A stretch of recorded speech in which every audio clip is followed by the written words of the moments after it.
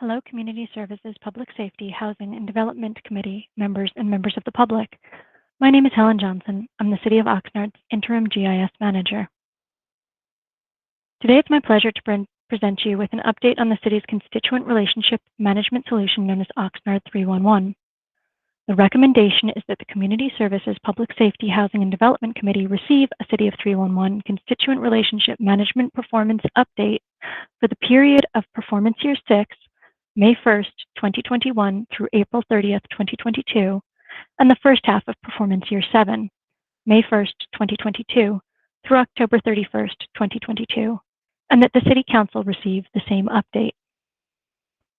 Oxnard 311 is a free mobile app which allows people to report a variety of different issues covering 20 different request type categories such as illegal dumping, graffiti, animal safety issues, missing street signs, and abandoned vehicles.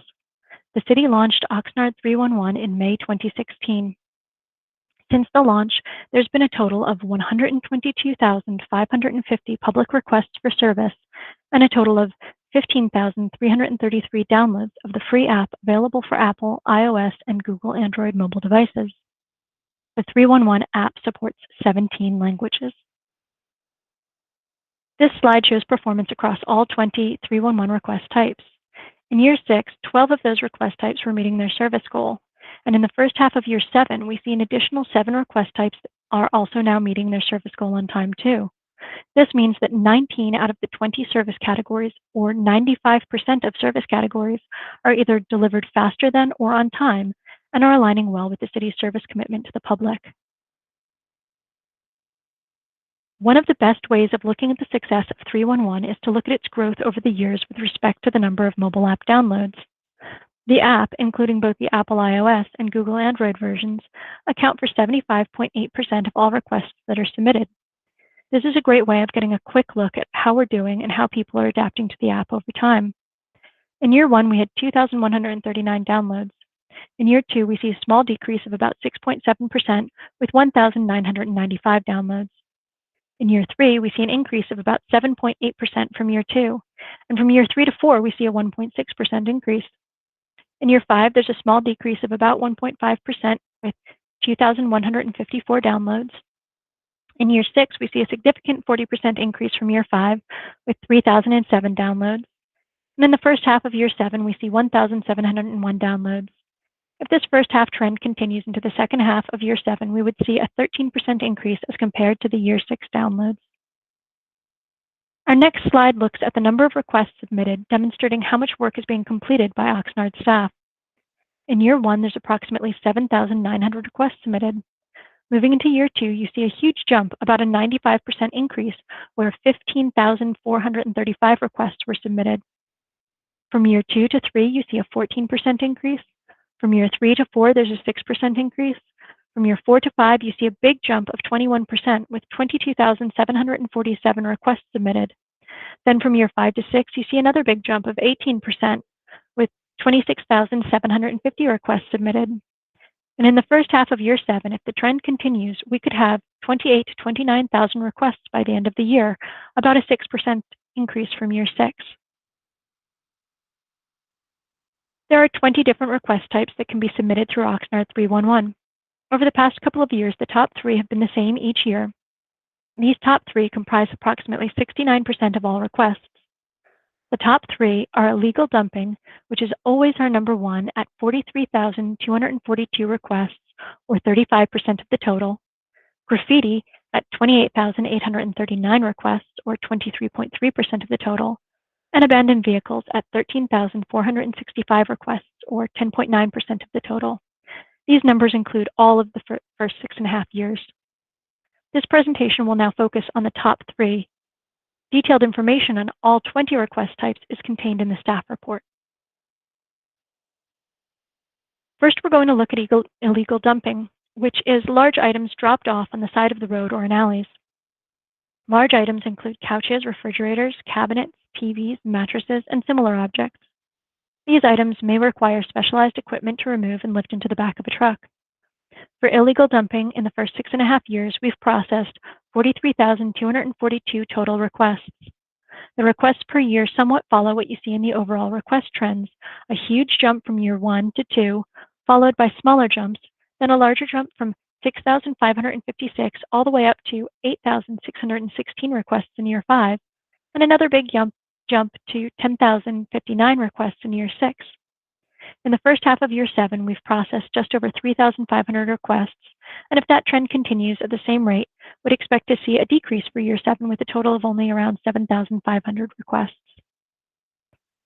With this slide, we're looking at direct performance based on the city's service goal commitments for this request category. When Oxnard 311 system was implemented, each department conducted an assessment and assigned a performance goal stating the number of days they thought that it would take to complete that request type. A day is defined as a city working day, so weekends are excluded.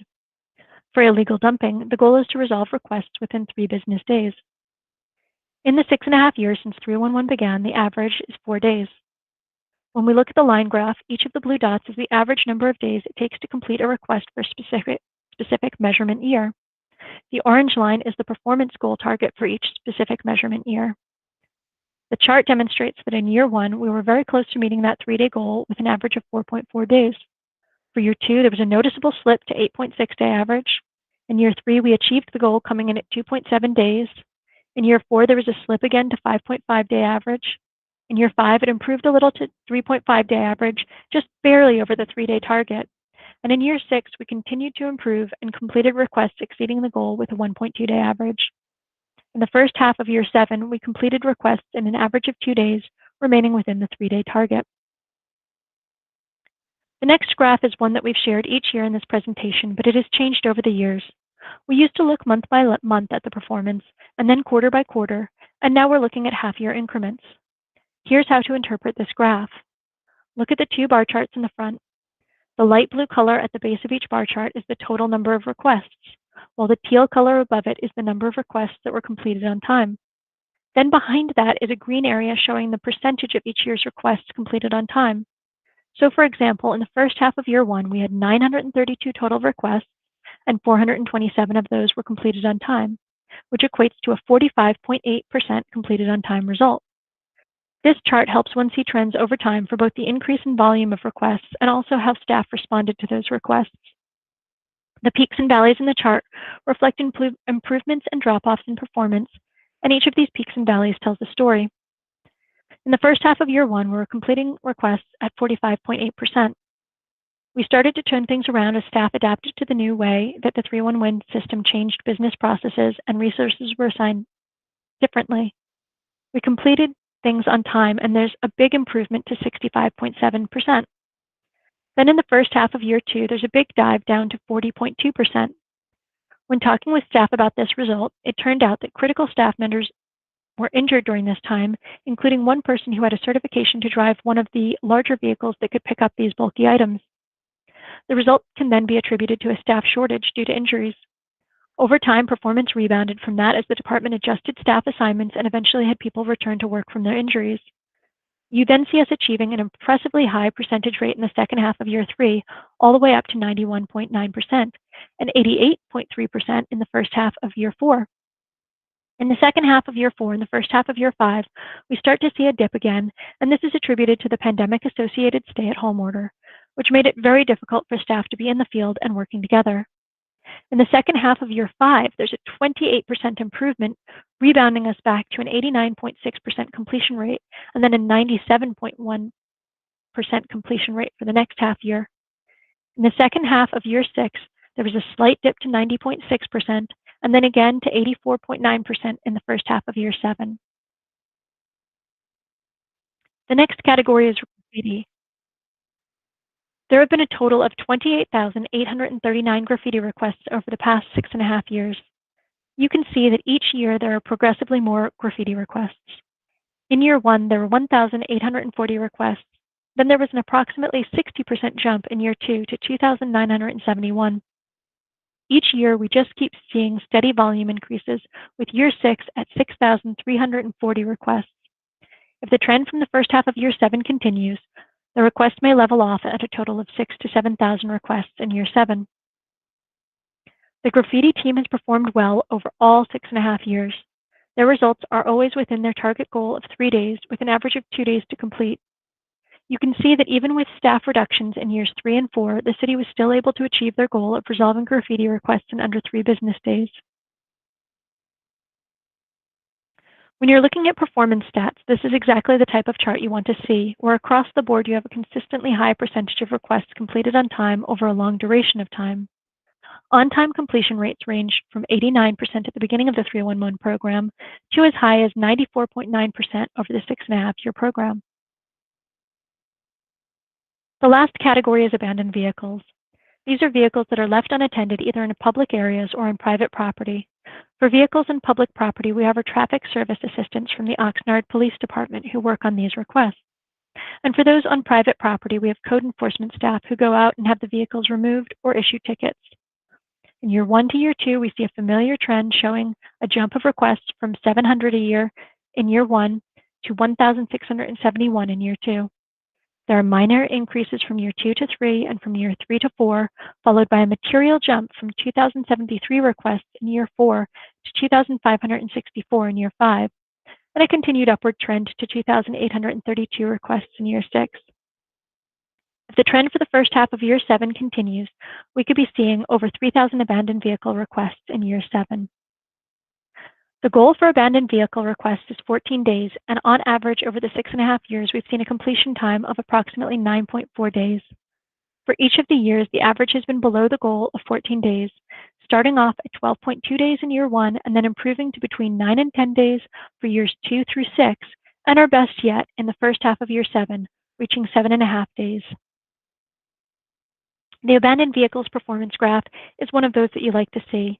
There's a lot of green in the background showing high percentages completed on time consistently over the last 6.5 years.